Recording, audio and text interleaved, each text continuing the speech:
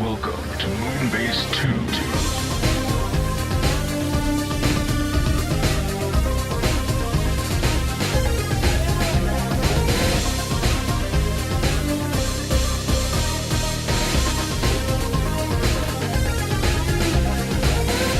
Hello everybody and welcome to the Moonbase 2 podcast. My name's Andy, Corporate Commander TFW, and I'm joined by the lovely Japanese candy sweet himself. It's Mikey G. Wolfie 3. Hello, Mikey.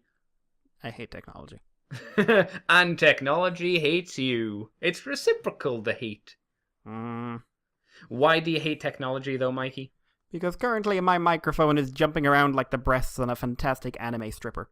So, for those wondering, if Mikey sounds weird this week, that's why. Because what is it? Is it your microphone, or is it the program that's doing it? Or can we not figure that out? It appears to be some kind of thing, but I would put it down to Skype updating when I told it not to. Yeah. And now I'm just staring at my waveform and trying to figure out if it looks freaky or not. I don't think it could have been Skype, though, because that shouldn't be interacting with Audacity. Many things should not be. That's true. But we're not here to talk about the woes of Mikey's technological ventures this week. We're going to kick off with some crappy news this week. Oh, Mikey. Hallmark, once again, are delivering a new, not Halloween, sorry, I almost said Halloween, Christmas ornament, or holiday ornament, as they say, related to Transformers Bumblebee. It's a Transformers Bumblebee the movie, the new one, license kind of thing. And there's an Optimus Prime along with him. But granted, that one doesn't look like that one just looks like it's Optimus Prime-y styled rather than to the new Bumblebee movie. But the Bumblebee is there. It has a face that looks like a thing. What happened to this, Mikey? What went wrong? Have you seen a very early Doctor Who episode set in London? Where the faces turned to gas masks? Yes, that would be the one. Yes, I was thinking that as well, yeah.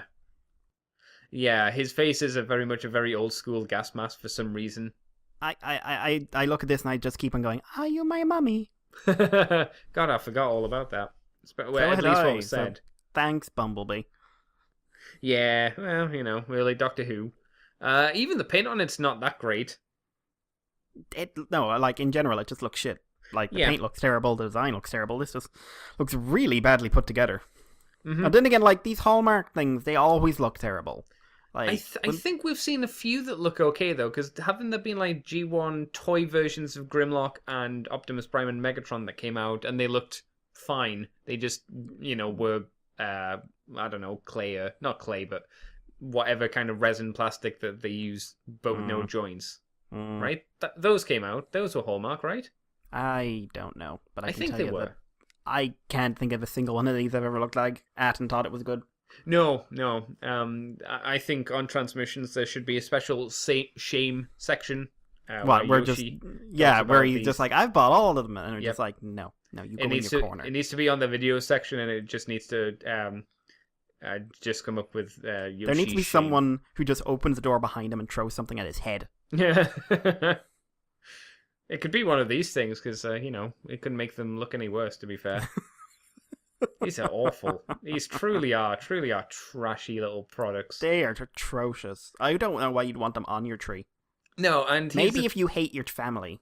I mean, that could be a thing. You can pick this up if you really want to for $7.47, but I think you're much better off spending that money and just getting a blind bag Botbots.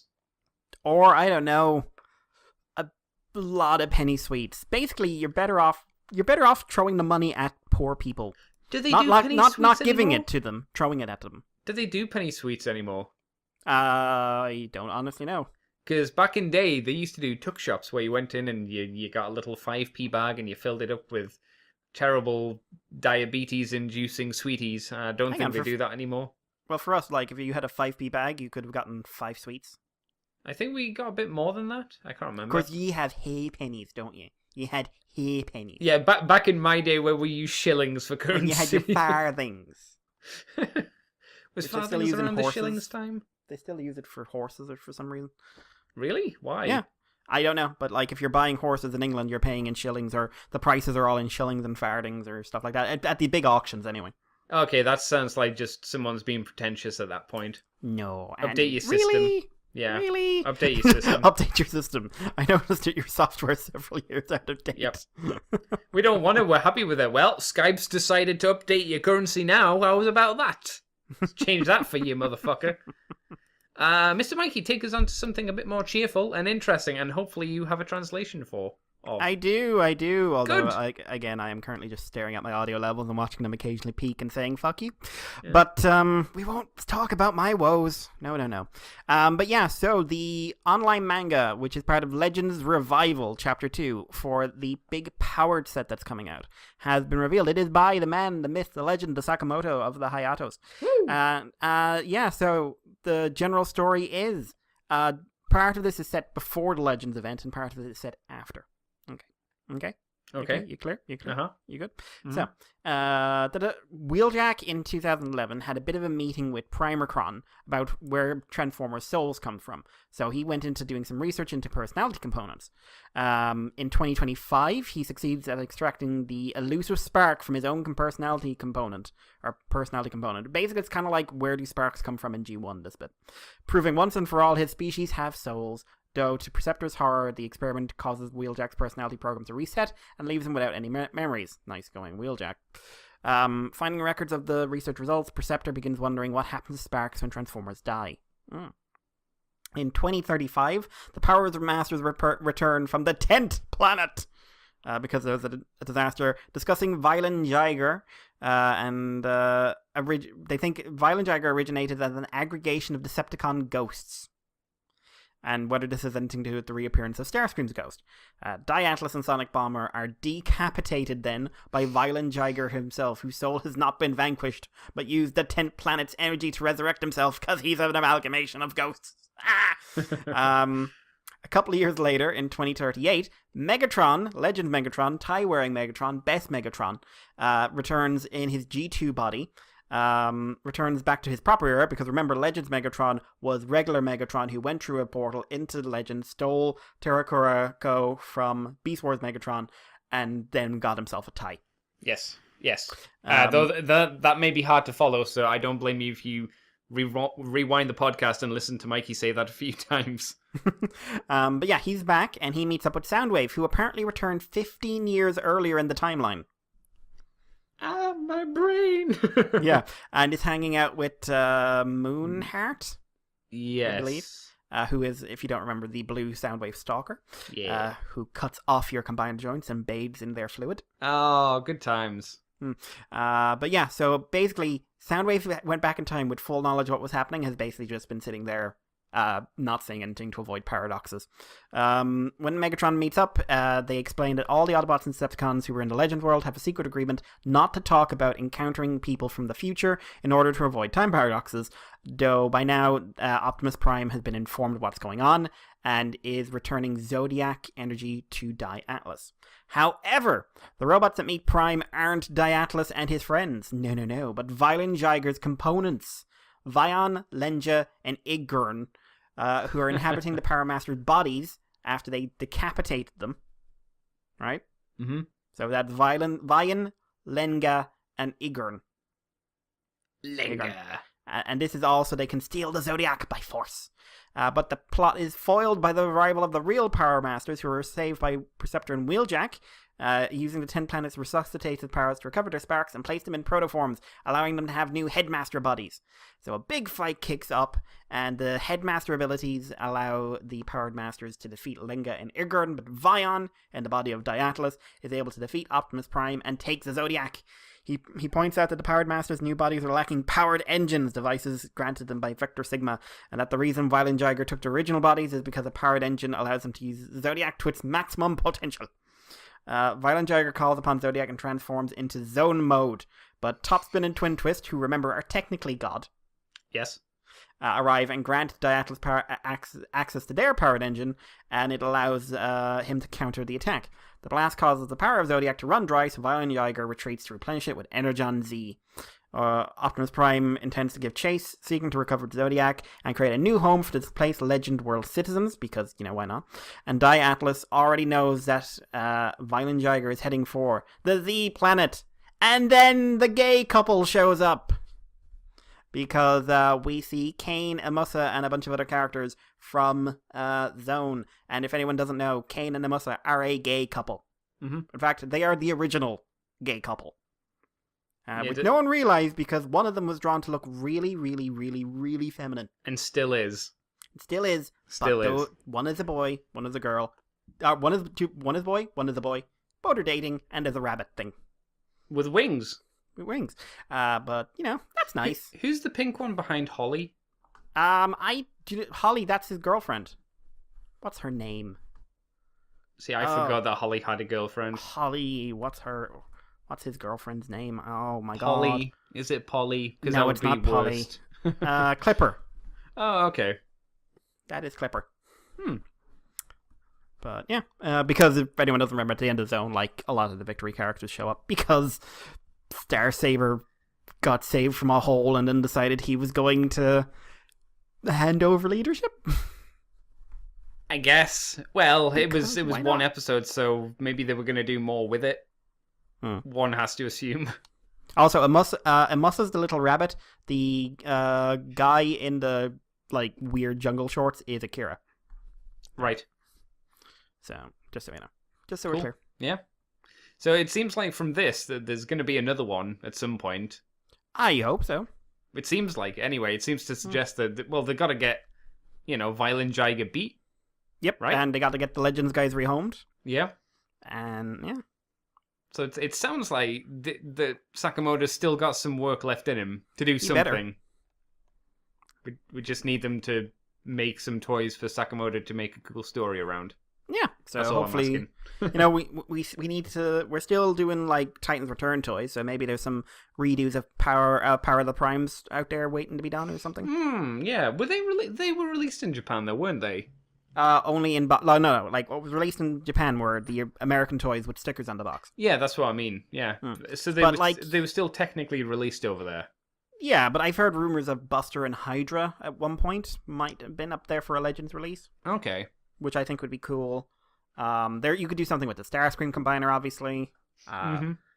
You could do something with the Elita 1 combiner, add in give her a full set of limbs, say. Oh, turn her into Decepticon and have another Mega Empress.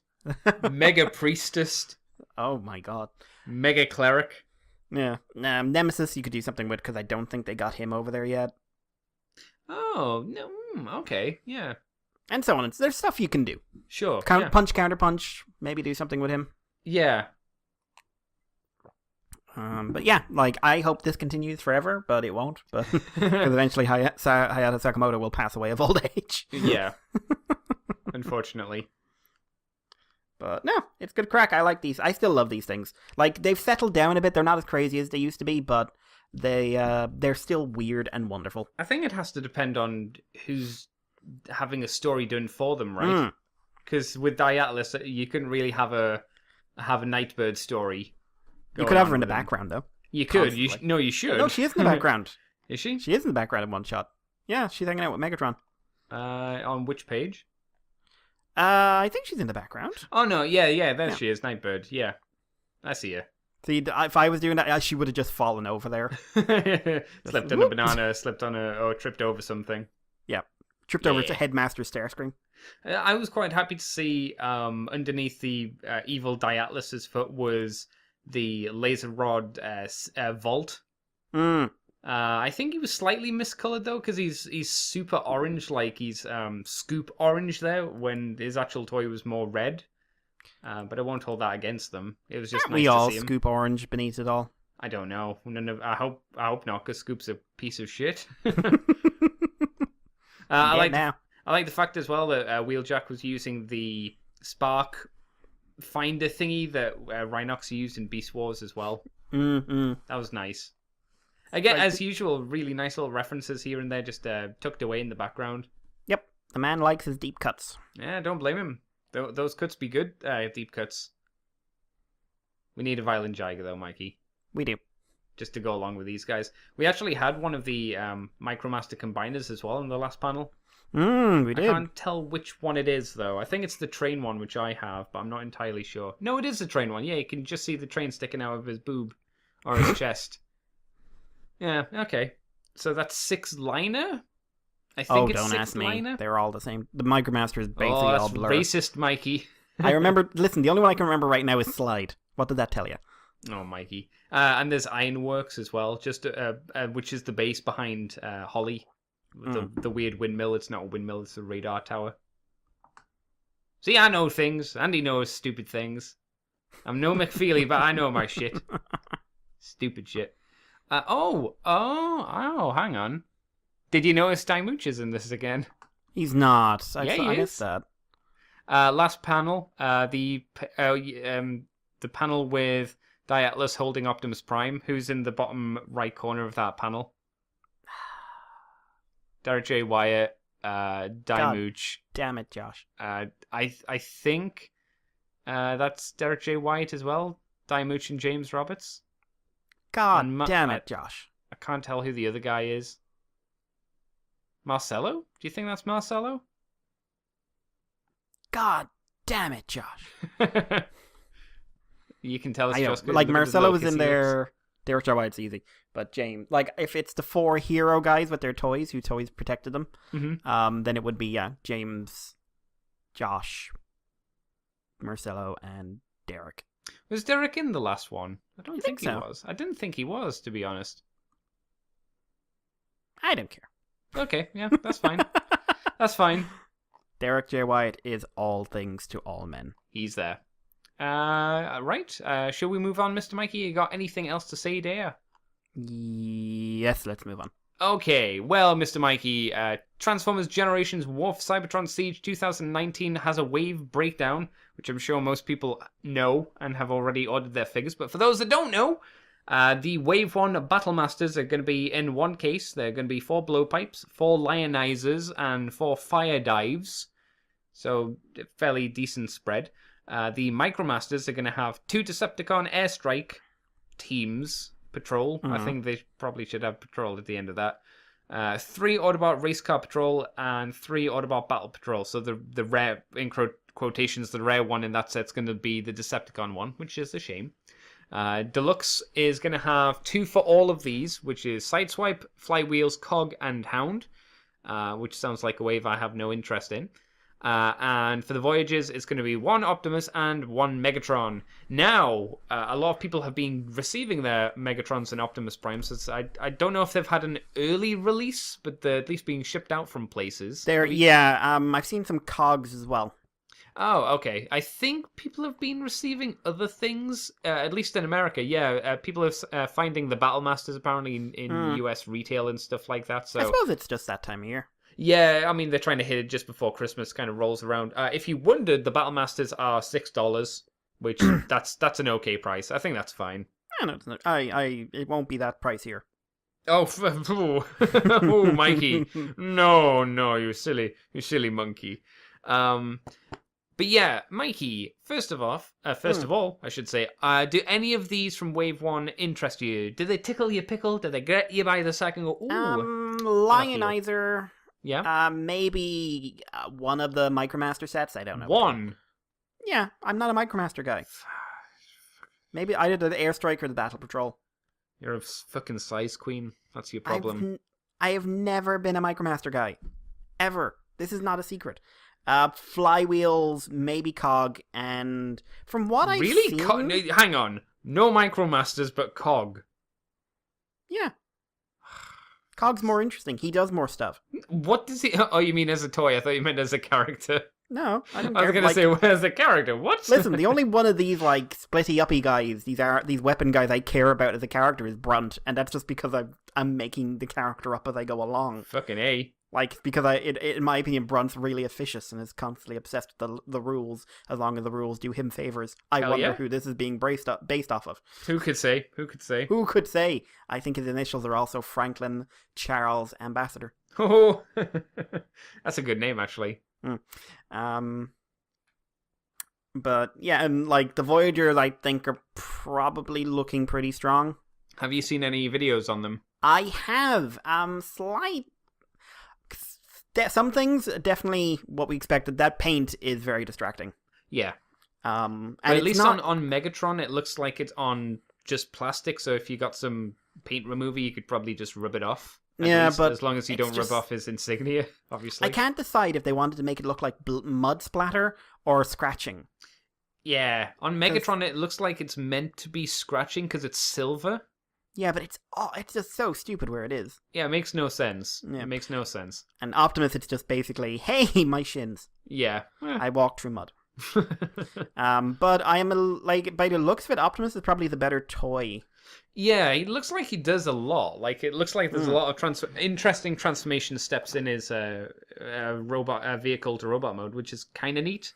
The problem is it's an Optimus Prime, and it's a vehicle mode I don't like. No, I don't like the articulation. I'm really bored by the robot mode. Yeah. But the articulation seems top notch for a Voyager. I mean, you say top notch, but it seems like it's what we were getting a few, like 4 or 5 or 6 years ago at this point. It seems like they've just kind of raised the standard back up. I can't think of a Voyager that had ankle tilts. What was his name? I think Revenge of the Fallen ones had a lot of ankle tilts. That doesn't count. Well, not the Revenge of the Fallen ones, but you remember the Reveal the Shield kind of era, like Lugnut. Lugnut had some really weird feet though. He did, but he did have the ankle tilt, I'm pretty sure. Yeah, but so I would say, like, it's nice that we're getting the ankle tilt back, and I've seen a lot of people saying these are like incredibly articulated, but it seems like. Are you saying ankle tilts are a success for toys? I'm saying that they should have been a standard after a certain point, but they were taken away from us. Yeah. Megatron, I think, is a little disappointing in the articulation thing, because it looks like he's got a lot of locking points.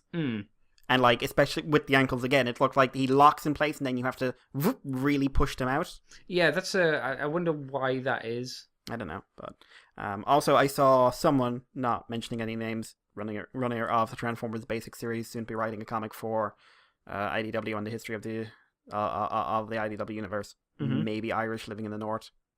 It's you. Called Chris. Oh. Complaining like he's tired of the fake grill.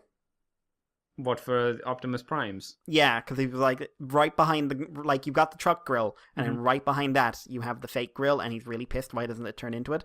And one, I think because it gives you a lot more freedom with your design in general. Yeah. So it never bothers me. And two, because these guys are obsessed with doing the G1 character model, and you know what you can't do accurately without having a gigantic fake piece in it. Yeah. The G1 character model. It's not possible. I would also say, like, as long as you don't get the double grill effect, so there's not a grill on his front and then a grill on his back where it goes, I don't really mind. Because if there's a grill on his back, then it's a bit like, okay, come on.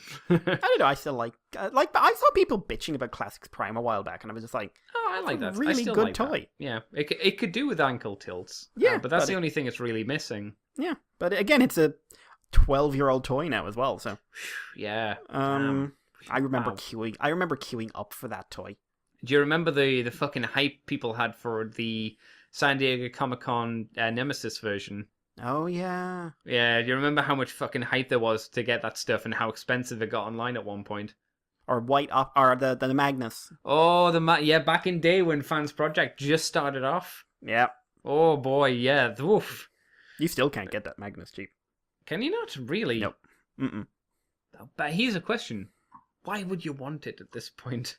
I'm sure someone does. I'm sure you're right, but in comparison to what you can get now, especially compared to Fans Project's later updates and stuff like that, that's a very, very old looking third party add-on kit to a 12-year-old figure or more. So I will say I think the Megatron looks neat. I'm not sure I want to pay retail for it. Yeah. Because I didn't get I haven't got a Megatron toy for a while. I can't remember the last Megatron I bought because I didn't get the tank one, the Headmaster one, even though he was the best one, maybe, but only because of Japanese fiction.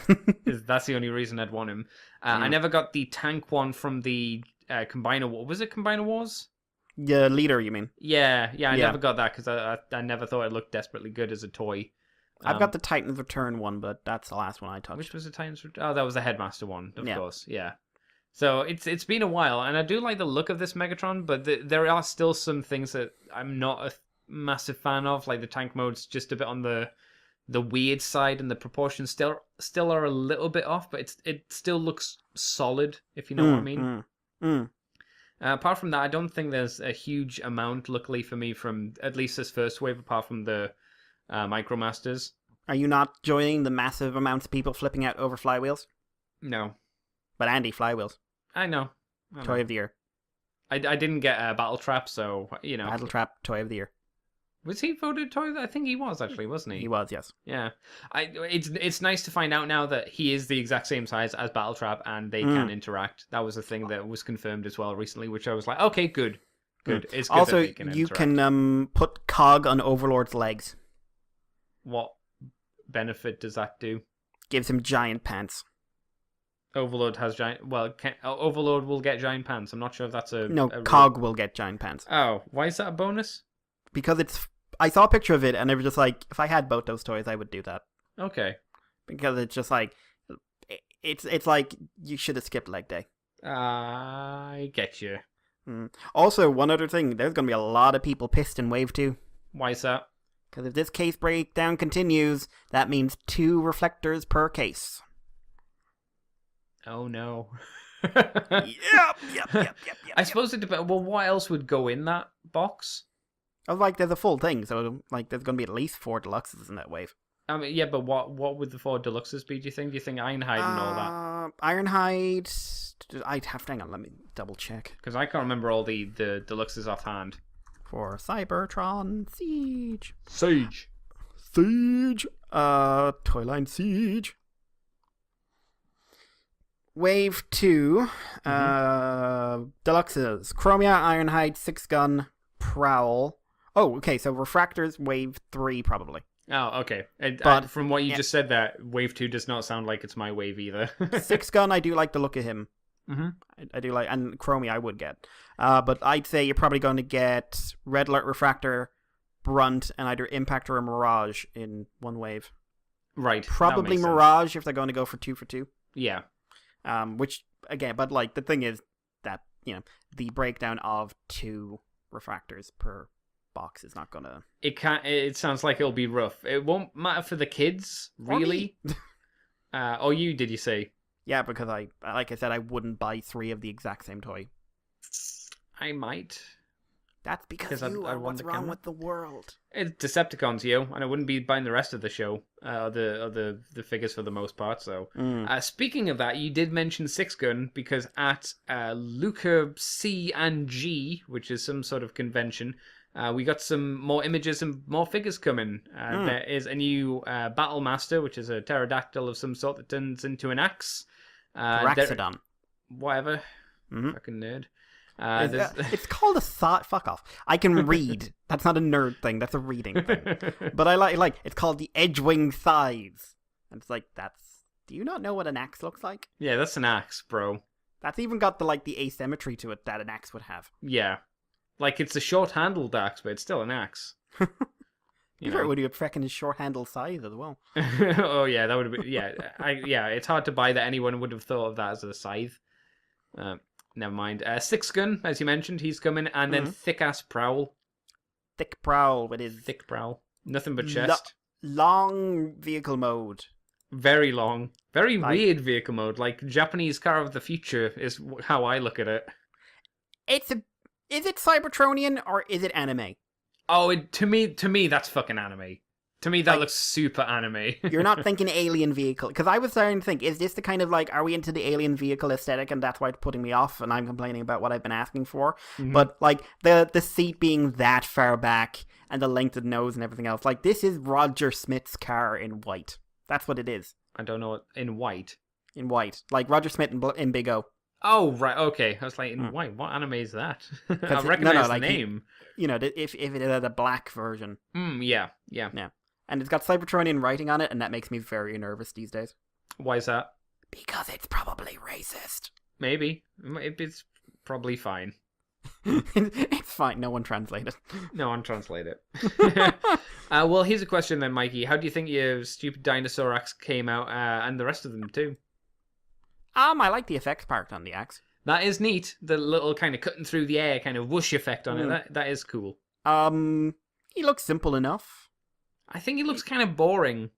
Yeah, but because his transformation is you flip his feet up and you flip his head down and you just straighten out the wings and that's it. And I mean, granted, maybe I'm asking too much for this, but it doesn't look like it's that satisfying. Yeah, but especially for like $6 or $7. They're very simple toys. They are. So there is that. And hey, Mikey, how about we just put an effect part on Prowl's shoulder? Yeah, why not? Yeah. What do you think of Prowl and Sixgun? Prowl, I see what they're doing. Mm-hmm. But in either mode, the aesthetic is just like I like the vehicle more than I like the robots. Because I think the robot's chest proportions on a deluxe scale are distracting. Yeah, it's really the chest that messes it all up, really. I'm not really a super fan of the vehicle either. Maybe like if they do repaint this guy's barricade, he'll look better in those colors. But you have an expectation of how Prowl should look. Yeah, and one of those things is that not this really straight edge wide chest. That's a very sort of more sideswipey thing. Like Prowl has always had that, but it's always been a bit more tapered. Yeah, he should look sleeker. Yeah, I don't know. It's just not working for me. The toy looks fine, but not just not doing it for you. Yeah. I dig Sixgun though. I've seen some. Yeah. Have you seen the Digibashes? I've seen him done into Baboon for some reason. I've seen him done into Optimus Primal and Skyfall. Which one's Skyfall? The Action Master. Yeah, so I think I thought that was the best one, to be honest. Yeah. But I really am digging this play system. It's interesting. It's a weird one. Do you remember how everybody for so many years was just like, fuck parts forming? Well, here we are. Yeah, but I think it's cool. I like it. It looks neat. I like his weird vehicle plane thing. Yeah, I like it if those pegs will take feet, and you can like stand the deluxe on top of them. Yeah, as a weird surfboard. Yeah. I will be totally into that. But yeah, I definitely like he's more interesting looking than Cog as well in terms of like just visual things. I think it's the color choice really helps as well. I mean, he's no FCA, but no, exactly. I can't say I'd rush out to buy him, but he is interesting. I don't know. None of these really doing it for me personally, but I can see that they have some neat things to them. If you get what I'm saying. I don't think again I'll be rushing out and getting any of these guys potentially. So again, that's good for me at least. I'll save me some monies, which is always a plus. Wrong, or is Cog a unique mold? Or is Sixgun a unique mold? I think he's unique. I can't imagine he's anywhere the same as Brunt or no, Cog. Originally I thought he might be just a retool of Cog, but I'm looking at them now and it's like, nope. Yeah. They're all three of them are unique molds. So they could potentially get all repainted just because of that reason, I would imagine. But that also means the first two waves don't have any repaints in them. Yeah, that's impressive. I mean, as far as we know just yet, I mean, it might happen at some point. Wave 2 Voyagers are Starscream and Soundwave, so... Oh, well, there you go. Unless there's a leader in there. Like... Oh, yeah, when's Shockwave coming? Shockwave is Wave 1. Oh, is he? Ooh. Okay, so Wave 1 does have something I want. Yeah. I just like I said, I just like the idea of him shooting off his rocket feet and then accidentally falling flat in his face. I wonder how much Shockwave's going to be, though. Shockwave. Oh, 60 minimum. Oh, I don't know if I want to pay 60. And I'm talking pounds. Yeah, I know. I don't know if I want to pay 60 for You him. do. You will. You will support Shockwave. Why would I want to spend 60 quid on it, though? Because, Andy, he's wearing another Shockwave he murdered. Yeah, that's true, but I don't think that's a good reason to buy him. I think he starts wanting to wear you. Especially a Wave 1, at least, you know. But what if he wants to wear you? Are you going to pick him up for what, like €80 or whatever your leaders are worth these days? I don't go out of my house ever, so that'll never come up. Oh, okay, that's fair enough then. Well, Mikey, do you want to take us on to the next bit of news? Actually, you can take the last two because they're both relatively quick anyway. So, Japanese toy retailer Moonbase, hi guys, has posted stock images of 24 blind-bagged Botbots. Hang on, why aren't they supporting us? Why aren't they sponsoring us? Yeah, Moonbase, moon-base.jp. Come on. Fail. Come on, guys. And wow, they are exclusively a Transformers Japanese toy shop. Come on, guys. There's other stuff in there, but it is like they are selling themselves on the like even their symbol, even their oh my god. Wow. Though if they sponsored us, Mikey, I think we'd be like, hey, maybe you guys should try getting in some Kamen Riders. Why? Hey, maybe, I don't know. Maybe you should be branching out there a little bit, buddy. Yeah, come on. No one buys Kamen Rider stuff. Well, 2 people buy Kamen Rider stuff at least. You know? No one buys Kamen Rider in Japan, Andy. It's all international. Nobody. That's true. As That's someone right. tried to convince me a few weeks back. What? Who did that? No, I don't even know the name. Bigger But... international market for Kamen Rider than there is a domestic. No, that's ridiculous. No, Andy, it's not. You see, it's not. How? Shh, God, it's not ridiculous. Cite your evidence. Where are your references? And if they ever ask that for you, you just go look at any picture in Japanese Toys R Us's. Toys R Us's? You know, they have stock in there for a reason. Hmm. If it didn't sell there, they wouldn't have it fucking in stock. I'm sure that. God damn. No, Andy. You see, Toys R Us failed because it didn't stock Kamen Rider because of the largest external market. Yeah. It all makes sense. But anyway, should be sponsoring us, but isn't. Moonbase have pictures of the up-and-coming blind bag figures, and we've got alt modes and we've got robot modes, and these guys are amazing. Could you discern which ones were in this exclusively and which ones were in the team packs? Because I recognized a few, like the baseball. Yes, I did have that thing as well. I saw a few, but like, hey, we get to see we get to see the scissors robot mode finally. Yeah, that's pretty neat. I don't know. Like, what's the one in the bottom left? Because it seems like both of its modes are the same. Maybe he refuses. There's a pet rock. Yes, I like that. It turns into some kind of weird, like, hippo thing. Or something. There's a lighter. Is that the bottom row, is it? There's the chips. There's what appears to be... I like the pencil sharpener. And the cupcake. I'm actually a big fan of all the plant ones. I think the plant ones look really neat. Good. Yeah. Really good. And I like how they're the all baseball animal bat. themed. I'm not a big fan of the baseball bat. I think the he's handbag. fine, but... The which Or one? the satchel. The satchel. Oh, the one next to him. Yeah, No. that one's neat. The TV's not in here, and he's just wonderful. Yes. I like the camera. I like the... Fuck, what is that? Is it like oh shit, what's it called? A personal audio recorder? Yeah. A zoom. Like He's the a thing from zoom. Home... It looks like the thing from Home Alone. Whatever that thing was called. Yeah. Yeah. Yeah, definitely amazing. they're definitely nice things. People are importing these things as well, right? What? No. I'm pretty sure Andy, I've seen no, people they're importing not. these. No, Andy, they're not. You're lying. No one's importing these. I don't know if you're taking the piss or not, but I'm pretty no, sure they are. Andy. No, they can't be because that's really stupid. Let's see, Paying Botbots. shipping for these when it's going to be out in your country. No, Andy, that will only a fool would do that. I think you're being sarcastic, but I don't actually know if you are or not. Only a fool would do that.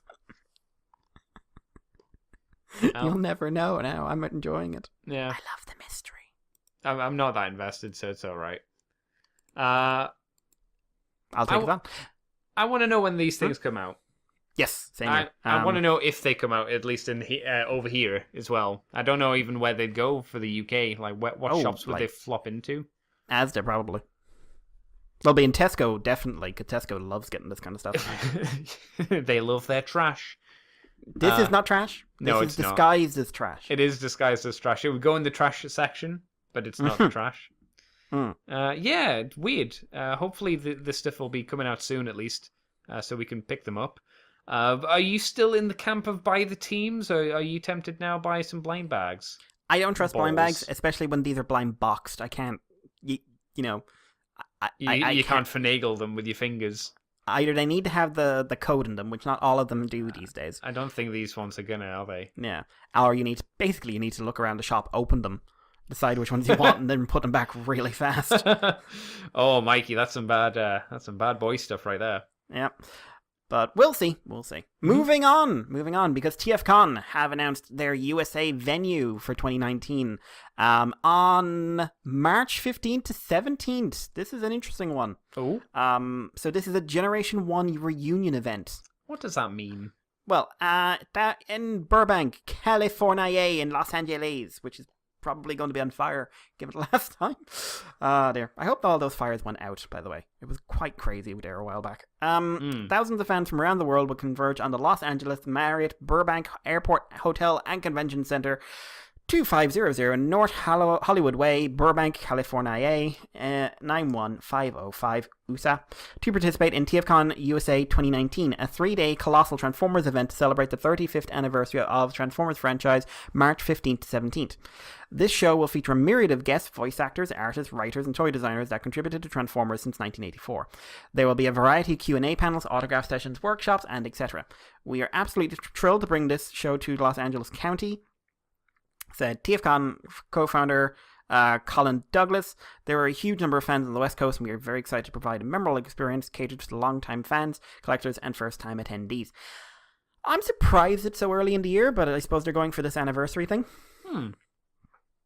Also, I know that at least one of their guests couldn't make it this year due to an accident, so hopefully maybe they'll get him back in. Yeah, certainly, yeah. But no, so I think that's cool. Yeah, definitely, yeah. I'd be interested to go if, I could. I want to know when Mikey's going to go to one of these things. When they pay to have me podcaster. When, then the people can have their Mikey. They can get also, feeling fat on their Mikey love. All I'm going to say is I think the podcast panel's tendency to verbally attack us is just uncalled for. I think it's because they're scared. They're fearful. They're jealous. Yes. It's like they're a bunch of tiny piranhas eating the great mighty shark. Yep. But the shark will one day turn. It will. You can only bite the tail of a shark so much before it gets pissed. So that's all of your news then, Mr. Mikey. It was a quiet week. It was. There wasn't a huge amount of stuff. But I want to ask you, Mikey. I want to ask you this. What have you been doing this week, you piece of shit? Some work stuff, so not a lot of time to catch up on my shows, but I did get a few things in. No porn? Come on, Mikey. No, Dan, Andy, that's HentaiCon. Hentai? When are you going to go to HentaiCon, Mikey? Stop trying to get me to go to countries I can't afford to go to. Stop trying to get me to interact with humans. Stop it. No! Never! No talking! To be fair, at HentaiCon, there's probably not a lot of talking going on. Might be a lot of giggling, though. A lot of shouting people's names. I for anyone who doesn't know, I stumbled upon someone retweeted it on the Moonbase stumbled retweeted some pictures from HentaiCon 2018, which was exactly what it says in the tin. And what they're retweeting are scantily clad, big boobed women and in cosplay and all that jazz. And I just waiting behind the camera, you just got a lot of really overweight 20 and 30-year-olds breathing heavily and talking in hushed voices. Mm-hmm. That kind of stuff. How did you know I went? I don't know, mate. People looked happy in the pictures. That's how you knew I went to the con, because people looked happy. I am known for my favors. I went to the con because there'd have been a crime scene. Why would there be a crime? No, let's not incriminate you, Michael. Let's not do that. I want to keep you safe and secret. It said try before you buy. Oh, God. So what did I do? This was something that kind of caught me off guard that they ended up doing. That I watched Legends of Tomorrow up until the currently airing stuff. I watched season 1 of that years ago when it first came out and didn't enjoy it. Season 1 not very good. No, not very good at all. I ended up rewatching it just to get I liked a couple of things about it, Captain Cold's good in it, but I just really like how hammy he is. Yeah, sure. But it's charmless. It is a fairly charmless show in season 1. And then in season 2, it seems they went through a major revamp. It basically over the course of season 2, morphs into the magic wing of this whole universe. Like, the main villains are using magic. Season 3, it is just magic. Season 4, they're chasing magical beings through time. Is this a season that has the unicorn in it? Because I saw a trailer that had a unicorn in. Yeah, the unicorn is not They're although there is a moment where that goes, oh my god, it's Twilight Sparkle. Are you a brony? We're brony bros. Oh, that sounds cringy. It's not. It's quite well done. Hmm. So here's the thing. Legend of Tomorrow basically got really good by embracing the weirdness. Okay. It's far wackier than either of the other two shows. It's got its heavy moments of drama, but it plays up the crazy. The villains, the way they make the villains work, especially in season 3, is playing up the wackiness. It's a show that's having a lot of fun with itself, and it's gotten way better for it. Whereas Flash and Arrow are at least when I haven't seen any new Flash, but season 4 of Flash was consistently pretty poor in my eyes. What I'd seen of it, and Arrow, I've dropped out of it completely. And Supergirl, again, I don't know. Like, last time I saw Supergirl, I thought it was getting pretty bad. But Legend of Tomorrow went from strength to strength. The cast shakeups really helped out as well. New dynamics came in. They worked well with the long-running characters. They're working well with those. I am surprised to say Legend of Tomorrow is a show, after season 2, I would recommend people check out.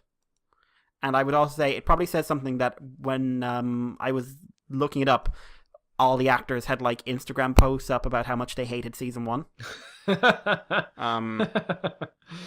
nice. So, throwing some hot shade at the season. They just didn't like it at all, and they said like the show we did that wasn't the show we wanted to do. So I would honestly say like check it out. John Constantine has joined it, and he is adding a very interesting dynamic. And then there's Gary. Friggin' Gary. Gary's just a shit. Fucking Gary, man. Wow. But the unicorn is fun. The reveal of the unicorn is very fun. And episode 2 of season 4 was fairy godmothers, including a moment where everyone's looking around saying, "Is anyone else hearing music?" Because she's singing for no apparent reason. Right. But yeah, Constantine is he's the actor from the Constantine show, which has now officially been linked to this whole universe. But no, I'm liking it. I'm going to keep up with it. I also watched episode 9 of Gio, Kamen Rider Gio, which was the big one for me. It was both the Kuroto-dan and it was the Kamen Rider Rose episode. And my god, did I not think this excelled at either of those things. Kuroto is really tame in this. I'm not surprised. Like, the actor isn't. Like, the actor is doing what he does, but the stuff they're giving him, not like it's surface. It is all surface. And, yeah, nothing really to work with, I'm guessing. And the fact that it's not technically our Kuroto because of the time stuff, because he's already had his time reset. Yeah. Really hurts us as well, because it's basically kind of a Kuroto who never existed in our timeline, who doesn't have the character development and the build. He's just some crazy nut job who decided he's going to be what is it?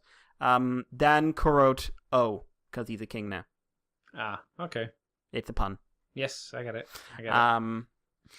So, but he's kind of let down the O stuff, and this is happening more and more as the show goes on. The legendary writer side of this show is becoming less and less important. That's not what an anniversary show should be. That should be one of the most important parts. I want this show to stand on its own 2 feet. It has to. It's what the mistake Decade made is that it couldn't. But if you're bringing back the actors and everything else, and their presence should always be important. Like, Eiji should be front and center on this on some level. He's in the last minute of the first episode. Hina gets more time. Any Ankh? No, because Ankh can't exist in this timeline. Because apparently all the villains get wiped. We figured out a way to make an Ankh happen, if I remember. He's agreed and he's gone. Yeah, we figured out how to sort it out. I'm sure we talked about it last time, and we were like, oh yeah, that's how you could do it. I think so, but it looks like the bad guys just don't exist in this timeline. So the greed on some level would have to exist. Right. Like, you could have the police brother, Hina's brother. You could have him, obviously, but sure, it's not the same. because he's a nerd. He ain't Ankh. Yeah, no, it's true. I mean, you could have like, random human Ankh, but like because like when I first heard about all this stuff, I was really thinking like, okay, this is one, because if they do it right, it's like, and now we're going to get the explanation of why Ankh's still alive, because that's what this is going to be about, or how Ankh comes back, you know? If you're going to push all that, but because of how they're doing the whole timeline reset thing, you can't have that. So massive, massive loss in my opinion for that regard. And just the main plot, it's becoming more and more about, okay, now, and here's, does he have the potential to go bad? Except they do a really annoying thing in this one, which is there is a fight between Geo and Gates, because Geo is obviously playing the game a bit, so, you know, he's clearly not going bad, but he looks like he might be. And the fight is massively one-sided. Like, Geo kicks the shit out of him, and then he uses one of the armors, and, like, he's untouchable. Like, it's the thing where, like, you're hitting him and he doesn't even move. Oh, good. Except, like, none of the other episodes have even hinted at this. This is pure plot power. Plot convenient power. Like, we've seen them fight before, and he kind of got his ass kicked. Like, they're supposed to be as strong as each other. And this is bad writing in this one. And I have to admit, the writer for this did an Ninja, and he did some of Go Rider. Not all of it, not even the best bits of it. He did some of it. Would you say clearly not the best bits of it? Clearly not. Right now, this is feeling like an Ninja show. Like, it's still better than Decade, because I have a low opinion of Decade. Like, I just don't think it handled the anniversary thing very good at all. And I think this show is handling it better, because at least it's supposed to be the same characters on some level. But, like, this feels like one where someone didn't really like Oz very much, and didn't really like Kuroto, but knew he was popular. So never really figured out why people liked him, and just took some of the surface stuff from early episodes. And so it just didn't work for me at all, I have to admit. And this was kind of an important episode for me, for you to get right. Yeah. Which is making me slightly concerned, because Gaim is one of the upcoming ones as well. You sound fearful, young Mikey. If they fuck up Oath and Gaim, like, too close to each other, it's not a good sign. No. Apart from that, Hilda, that's something I watched, which completely caught me off guard. It's a Netflix cartoon series. I think I've heard of that. Either that or so you mention it online. One of the two. Brand new. I just saw it on my next. Oh, you should watch ... And I was just like, okay. Just try to. It's a whimsical series. It's about a girl. She lives out in the wilderness. In this wilderness, there's things like trolls and giants and tiny elves, and her pet is a deer fox, which is a fox with hooves and antlers. And she's really enjoying it, and because of certain events involving a couple of giants, her mother decides they need to move into the city. The city has big walls to keep things like trolls and everything else out, and she's not very interested. She's also not interested in people, because she's never really been around them. And it's kind of her adjusting to the city life, learning the positives, learning some of the negatives, dealing with having a social life for the first time. Stuff like that. I really liked it. I thought it was a really, really strong show. Little bit of over the garden wall to it. Not like the same level of madness, but a lot of the visuals and the tone of a lot of the strange creatures and everything else have that element to it. People have told me it's a bit of Adventure Time, but I haven't seen enough of Adventure Time to comment.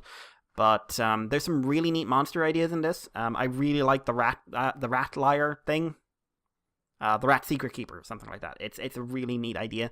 It's all based in sort of a Norwegian themed world as well, which is cool. Hilda's a very nice character, very well done, very well acted.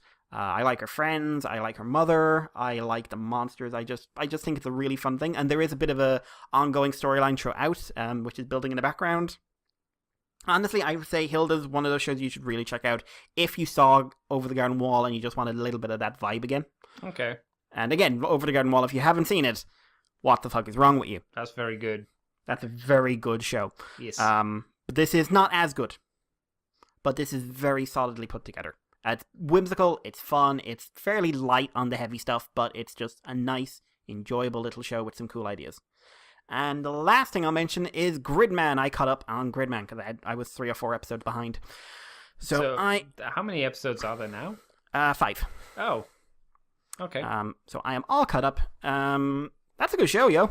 I hear good things. It's a good show. That's a show, like, oddly enough, when you get a show where people clearly like everything about it, you're probably going to get something where they put some effort in. The only thing I hear that's bad about it is they have some weird direction sometimes. Not really. They have trigger direction. That's weird direction sometimes. Yeah, but I always, like, this is like saying, like, Kill la Kill has weird direction. Yeah, it does. Which it technically does, but Yeah. that's not a bad thing. I think it depends, because I saw one scene where someone dropped something on the floor and it freeze-framed for a very, very uncomfortable length of time. I don't remember that. Maybe it was just done in the video that I was watching. Don't know.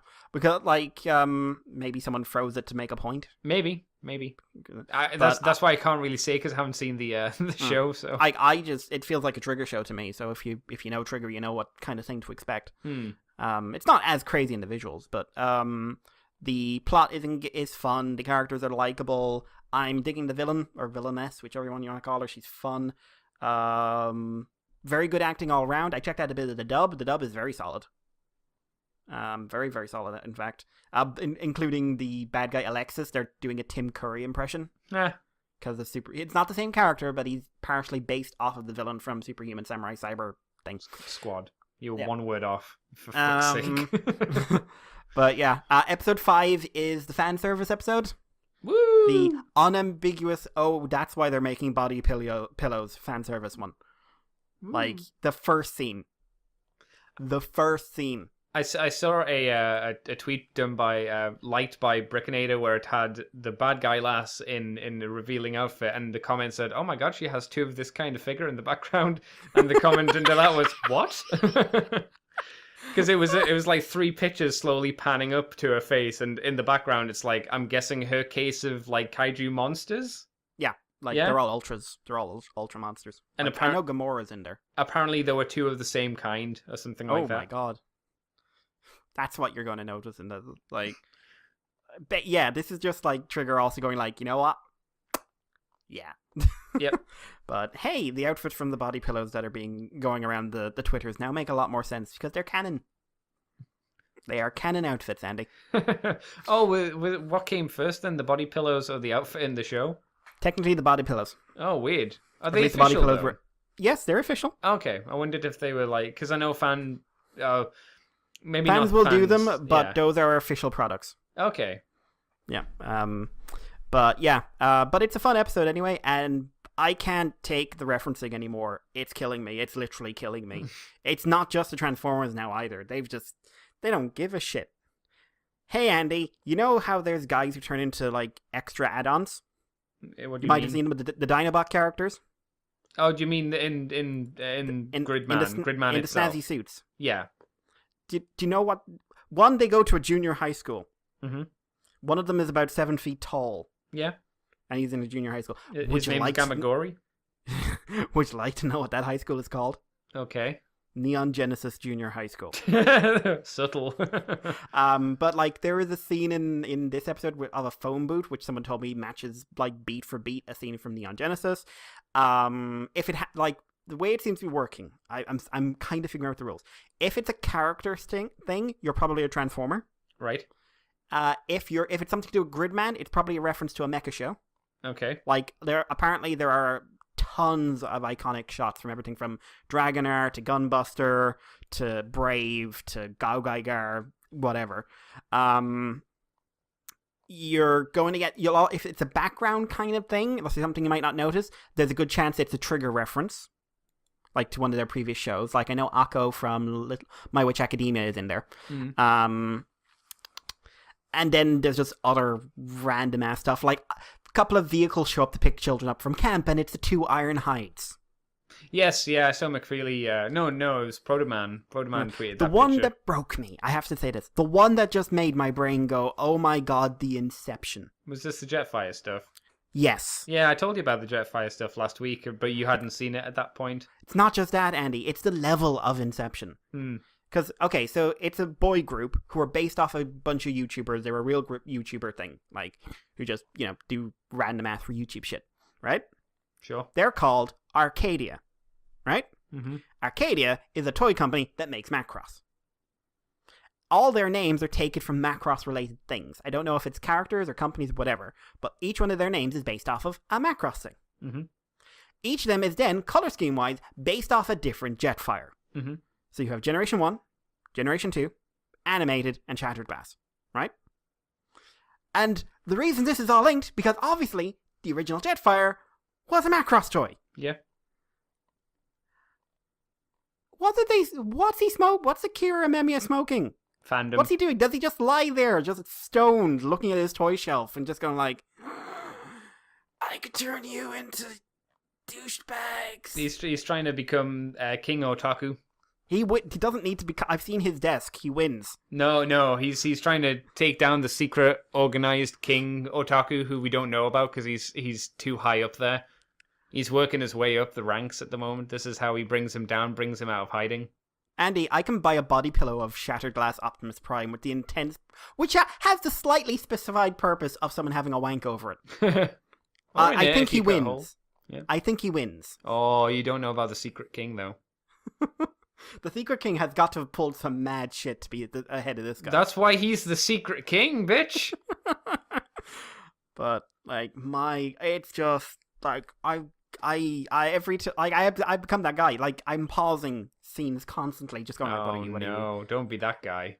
The Cliff Jumper guy was wearing a t-shirt this time with the word CNJ, or the letter CJ on it, and I was just like, you prick. And someone had a phone case with the Decepticon or Autobot insignia. It's the Autobot. Yeah, with an apple which you can in buy. the center. Again, official products, but yeah. I'm really tempted to buy some of the cheap nonsense from this show.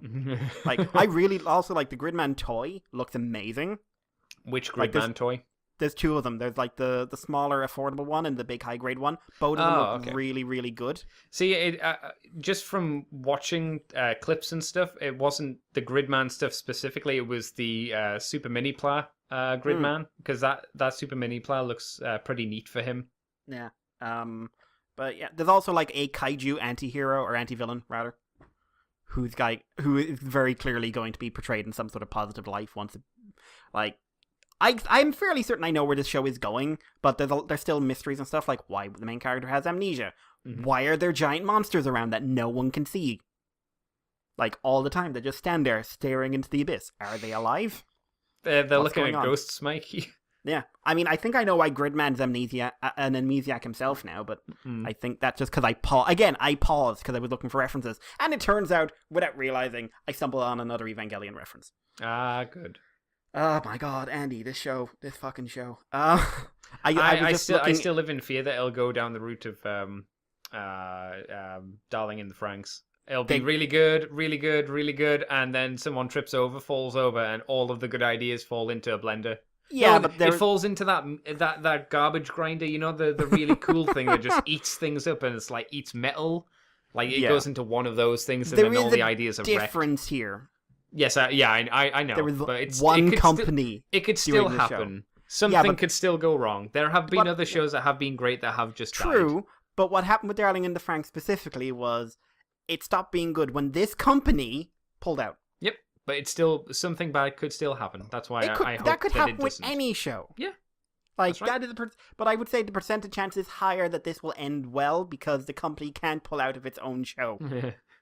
Like, if it did, I like if they stopped making them around episode 8 and they were just like, no, we're done. We're done. Frankly, I'm upset. Apparently, like, some guys are getting really pissy at it. Why? I saw one thing which is like, apparently there's comments like, well, it's just a seasonal anime show meant to sell toys, no one will remember it. And I feel like that's... Well, isn't that what every anime is for? It's either to sell a manga, it's either to give you 12 episodes to go, hey, why not check out the manga and buy that, or buy some merchandise anyway? Like, what anime isn't there to push some kind of product? Or make money? If I was to put down a bet, it's some very annoyed Ultraman fans who aren't liking that this is getting more attention than Ultraman, especially since Ultraman is being pulled from Crunchyroll. I always liked visually, like Superhuman Cyber Squad way more than anything I'd seen of Ultra later on in life. Like, I saw Superhuman Samurai Cyber Squad as a kid, and then obviously as an adult I saw more Ultraman stuff, and I think Superhuman Samurai Cyber Squad or Gridman visually looks a lot more interesting because it's not just a spandex suit. And Ultraman never evolved. It's why I like Kamen Rider visually, for the most part, more than Power Rangers, because there's always more to the Kamen Rider than there is to the Sentai suit. Yeah, and like it says something that all my favorite Sentai designs over the years have been the more complex ones. Yeah, exactly. But Gridman visually has, like, for a mid-90s show compared to the Ultramans at the same time, it looked way better. Yes. And then Ultraman just kept on, Ultraman's designs and everything else have not moved forward in about 50 years. Oh no, they're still very much locked into that one aesthetic, which is fine, I suppose. Fine if you're into Ultraman. And it's what making Ultraman more niche. It also makes it really weird when a new monster design comes in for a final villain, and they're like super detailed and crazy, and then you just got like every other design in the show staring at it going like, what the fuck? You do not belong here with us, sir. Where are you from? Where are you?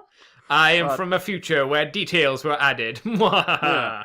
But I like some of the new designs when they do come in. Like, I like Cyber Gamora quite a bit. I think that's a neat design. But it's also like, then you see regular Gamora next to him, and it's just like, you're not even from the same planet. It's just so weird to me how Ultraman visually has refused to develop. Yeah, very much like the Sentai toy, if you would. Yeah, it's the know same what? That's idea. A very good way of putting it. Like, the Sentai toys engineering has not improved in all the years I've seen Sentai toys. Yeah, deliberately. I mean, that's their choice. They've decided not to do it, but... That's okay, but Ultraman, I'm not saying, like, you have to, like, do a crazy reboot like Gridman or Ultra 7X or something all the time. No. But you'd be surprised how, especially as a kaiju fan, you would be surprised how much visuals prevent me from enjoying a show. Like, people couldn't tell me it's a good show, but if I'm seeing, like, a guy in spandex do a flip kick on one of those monster designs that in general look really fucking dated, I'm finding it a lot harder to take this show anyway seriously. Yeah. Like, I want to, but it's very clearly just a guy in a soundstage. The suspension of disbelief isn't there. Yeah. So, again, an advantage of doing all this in animation. But no, anyway, that's me. That's me for the week. Andy, what about you? Oh, you're done. Okay. What did I get up to? I went back because I went, I haven't actually finished this game even though I bought it on Steam years ago. So I went back and I finished Batman Arkham Asylum Game of the Year Edition. Is that the original? The original, the first one.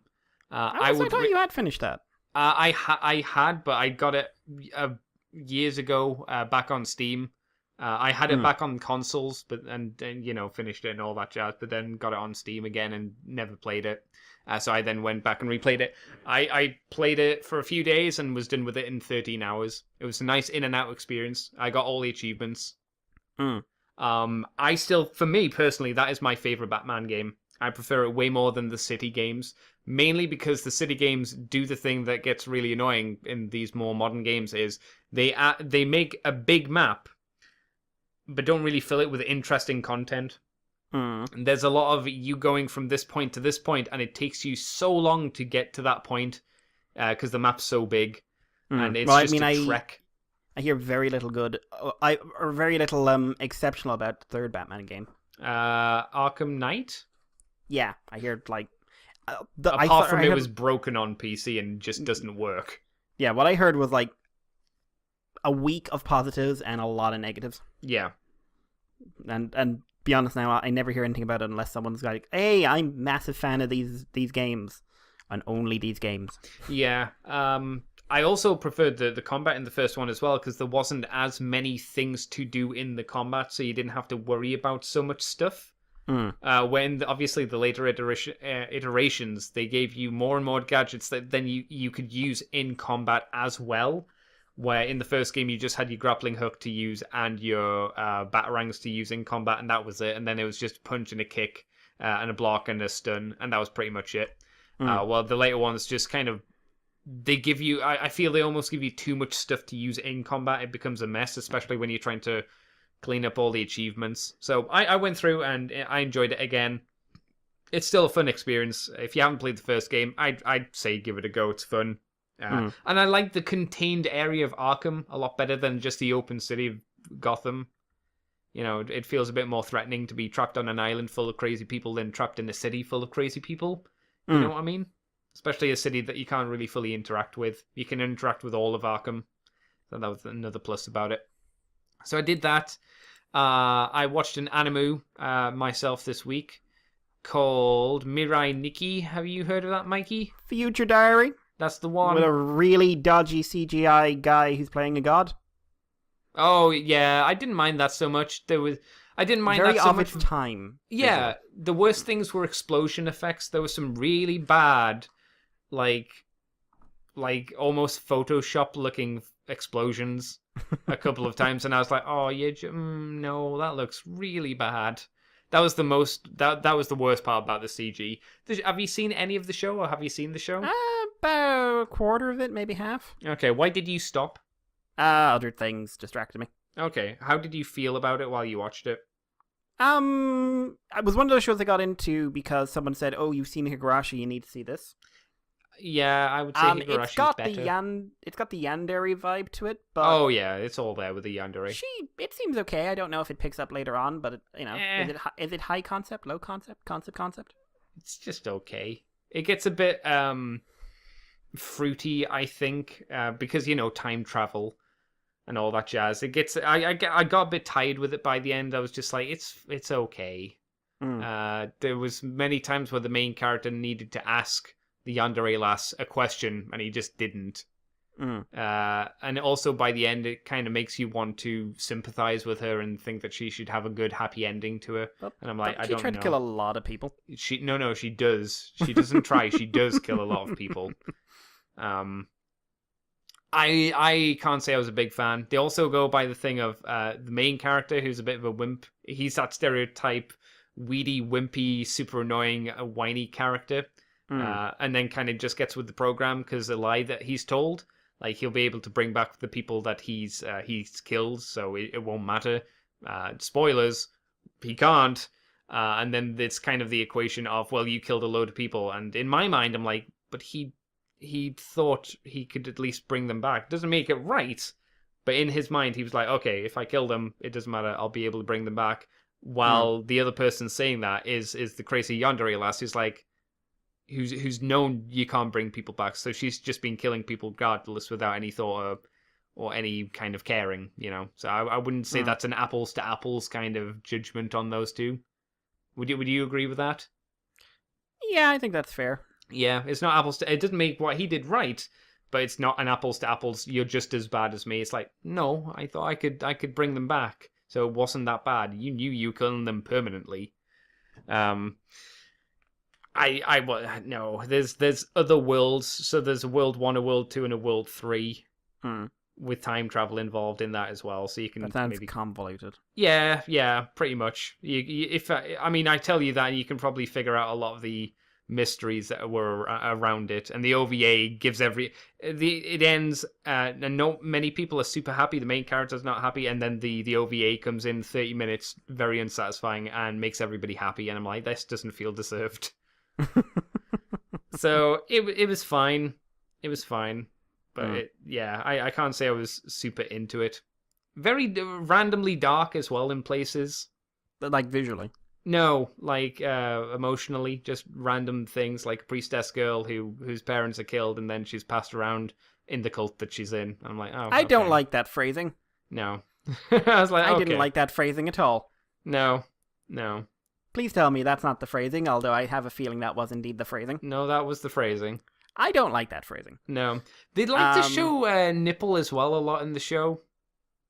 There's a lot of lady nipple. I think I saw the censored version then. Okay, I certainly didn't. There was a lot of nipple. It's like, my God, it's like, I was like, oh, wow, okay. Was it future nipple? No. It was just there. It was just put on the table. It's just like, there's some nip. Like, okay. So another show I've seen it compared to is Madoka. Watch it. What it's no, fuck off. No, Madoka's good. I wouldn't say this is like a diet version, It's like, yeah, it has some maybe sad bits in, but I actually felt bad for people in Madoka. Like, I didn't feel that there was anyone who was irredeemable and just outright you shouldn't like, even though the show tries to it does the Bakugo thing. It tries to make me think I should care about the bad person in the show, and I'm like, no, I don't buy you. I don't buy it. She's still bad. In Madoka, I don't recall there being a person like that. I was like, no, she's good. She's good. Even though she's doing all these terrible things, it's fine. No, so Madoka, no, that's good. I enjoy Madoka. This was fine. It's okay for kind of one watch thing. But I don't think it's one that I'd want to go back to, if you get me. The nipples aren't drawing you back. Nah, I've got hentai con for that. Non-stop nipple there. Haven't done anything else of significance.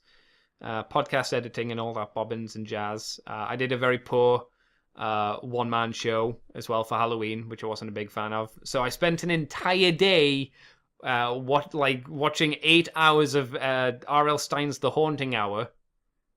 That was one whole day of things I could have done other stuff for, but I did for the podcast. That was a long day, Mikey. Interesting choice. Yeah, well, it was something I wanted to talk about. Bless you. I wanted to talk about something Halloween-y for the show, and I thought, oh well, The Haunting Hour might be something that people don't know about. And I remember watching it with Nicole back in day when the Hub was still a thing. Yeah. It was one of their only original programs. Back in day. Aye, back in day. Hub's pretty old now. Well, it was, and then it died. So I don't think there's anything else of real oomph, real girth that went up, apart from I managed to completely sell off and post my 2 Lucky Draw Rodimuses, Energon My ones. God. So I got a big chunk of change. Oh my God. Yep, I told you. Yeah, it only took you 10 years. And I still sold it. I don't see what your point is. So with the money, I have picked up a grade 1 billion Dan, and he's on the way to me. Oh, fuck you. Yeah.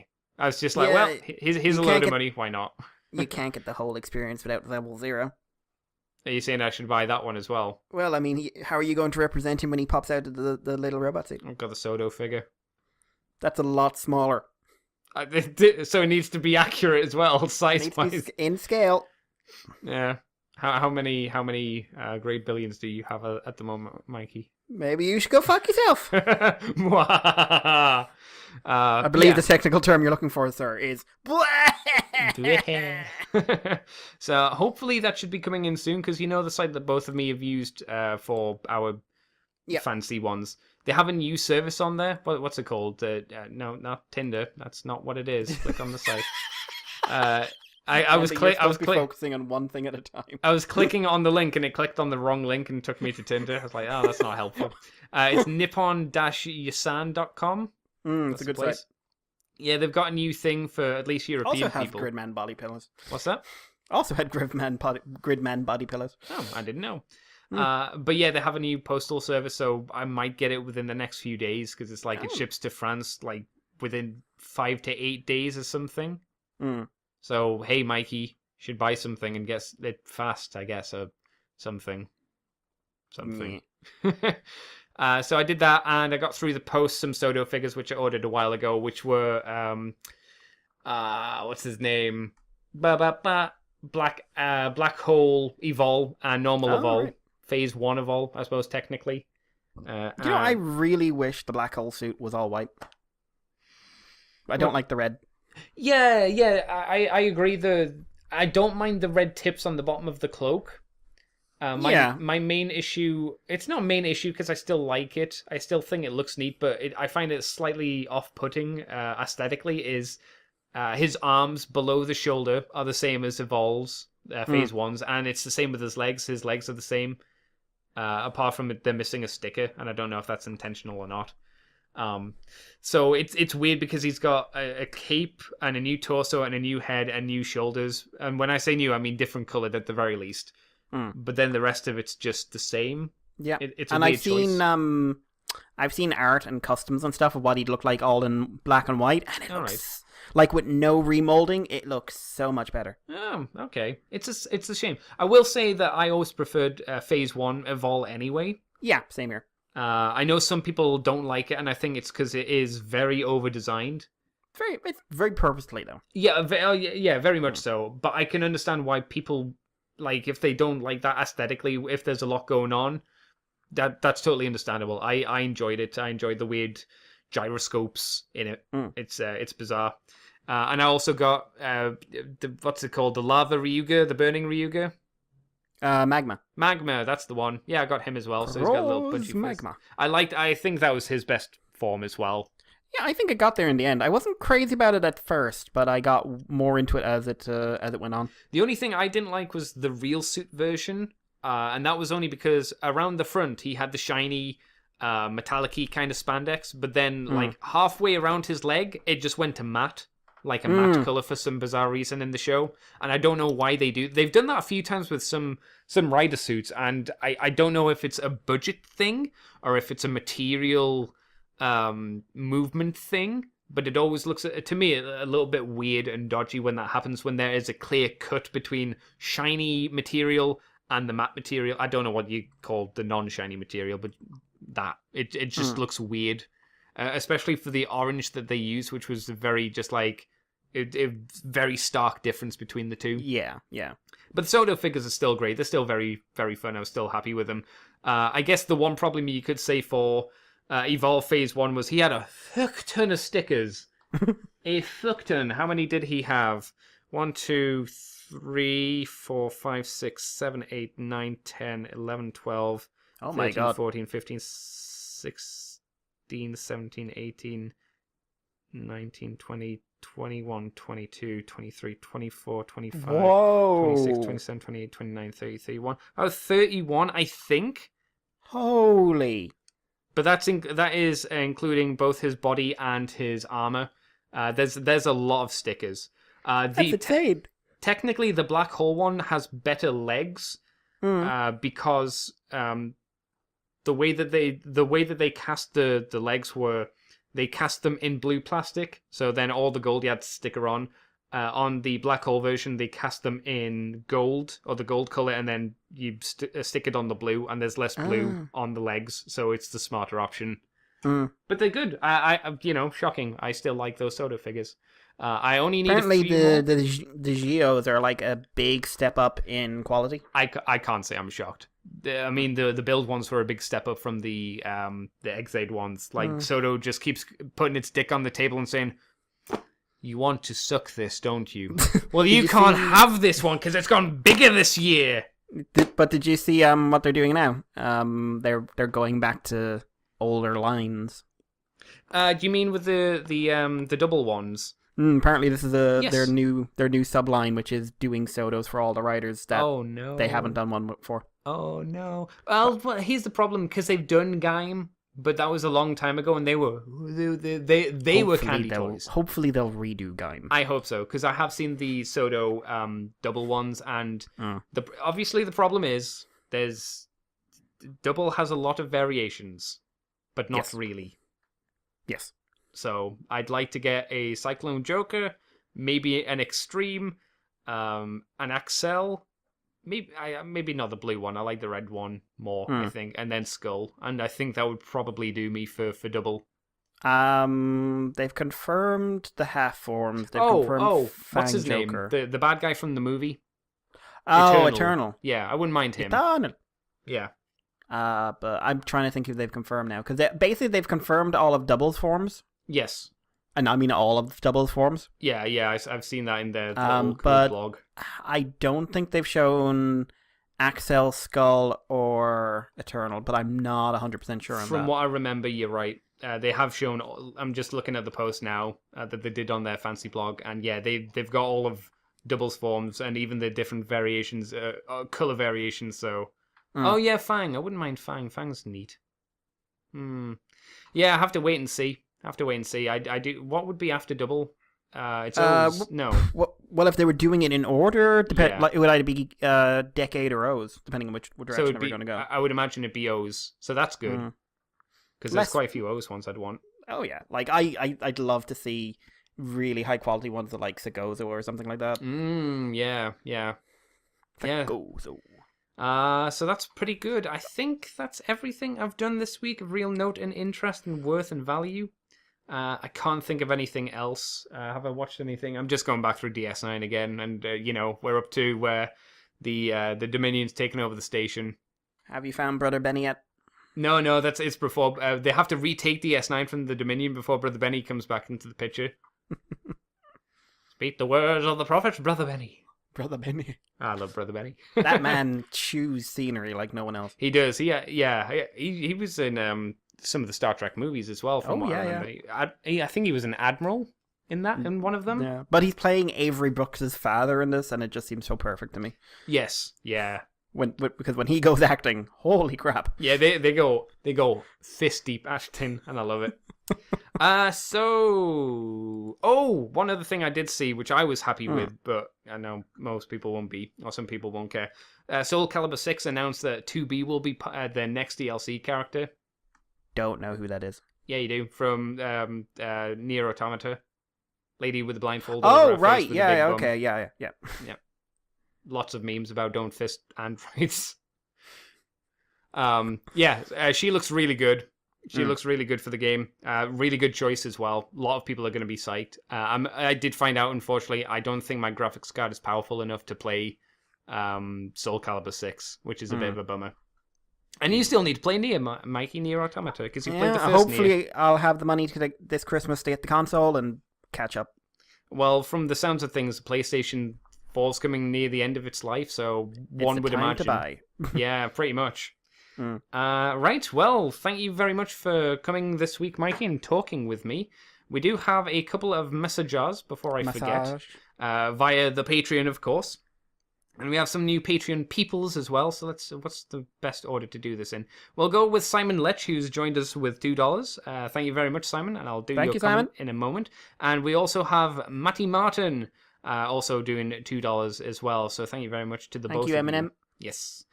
So Simon Lech went up and said, what was this on? I think this was on the comic podcast we did, because it goes, the best way to sum up Unicron 4 and 5 is they've made the wait for Unicron 6 a nerve-wracking one, which I would agree.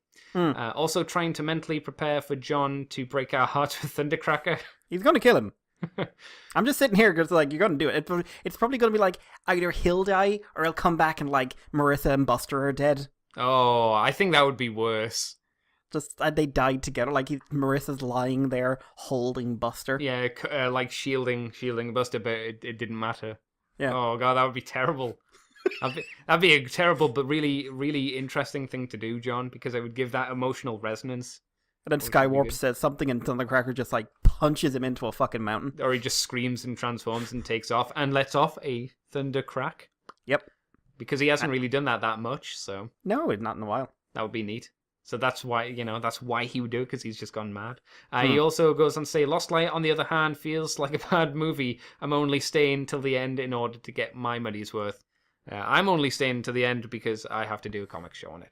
It's that's the first one to finish. That's this Wednesday. And also, where is it? Jason Kirk, good old Jason, sends us another message. He was very kind to a show that I wasn't super pleased with, which was, well done for the solo show, Andy. Also, hilarious descriptions of each episode, which I'm willing to bet are even better than the episodes themselves. Possibly. Very, very possibly. I'm not a huge horror fan, but I fucking love Cabin in the Woods and will fight anyone who disagrees. This is when I read this originally. Have you seen Cabin in the Woods, Mikey? Yes. I find it is a horror, but in my mind I find it hard to quantify it as a horror because it's much more of a satire piece on horror, but it is still a horror movie. I wouldn't even call it. It's a very... It's like... Do you remember Scary Movie? Right? I do. And that was a parody. Yes. You were right to use the word satire. Yes. Because it's not mocking the genre. No. It's like it is the Galaxy Quest of horror movies. Yeah, I could see that. Yeah. Like it's self-aware, but these are loving jabs. Yes. Like this is a self-aware satire made by people who love the genre. Mm-hmm. That's, but also has a killer unicorn in it. That's true. And the mermaid thing. Oh yeah, Fish Lady. Yeah, I really like Cabin in the Woods. I think it's a good movie. Fun. It's a fun. It's not one I'd watch on Halloween. No, again, because it's not really that kind of movie. No, it's not the one that you want to sit down and feel scared about. But it's one that you're like, oh, I want a good time. Yeah, it's a good party movie, I think. Yeah, definitely. So if you haven't seen Cabin in the Woods, I mean, you're past Halloween, but it doesn't stop you from having a good time. Yeah. I would definitely recommend it. It's a lot of fun. He finishes off by saying, "Now, if you'll excuse me, I'll have to go look up the bobbin. What bobbins means. I use bobbins a lot in the. Why would you? It doesn't mean anything, Jason. It's No, a it made-up does. English word. No, it doesn't. It does. It doesn't. It's a more polite way of saying bollocks. No, it's not. It is. It's a more polite way of saying rubbish, perhaps. No, it's a polite way of saying bollocks. So, if you want to be like these gentlemen, these lovely, kind people who send us messages and joined us up on Patreon, you can head over to patreon.com/moonbase2 and do $2 each month, and you get things like the extended version of From the Files of Teletran 2, Moonbase Woo Woo, any interviews and special things that we do a week early as well, and the thing that you did with Chris will hopefully go up sometime next week. Excellent. I hope, Mr. Mikey, because I need to get that sorted and done. And if you want, you can find me on Twitter as Cobra Commander TFW, on YouTube as Cobra... on Twitter as CCTFW, on YouTube as Cobra Commander TFW. You can find us on the Moonbase 2 forums, on Twitter, on Facebook, on Libsyn, on the RSS feeds usually, and all those other fun stuff. Mikey, where can people find you if they want to? Hiding from the word bobbins. You can find me on Twitter as Irish Pale, on YouTube as GWolfie3, and if you want to contact us, you can do it via our Patreon. If you're a supporter, you can also do it via our email address, which is themoonbase2@gmail.com, or at our Twitter, which is themoonbase2. We are very happy to have people talk to us. Yes. And I enjoy engaging with people. And people seem to enjoy watching me break down over Gridman, so everyone's winning right now. Yeah, good stuff. Right, well, thank you, Mr. Mikey, for joining us for this week's episode, and we will catch you next week, everybody, where there may or may not be more news. There won't be. I don't know. Okay.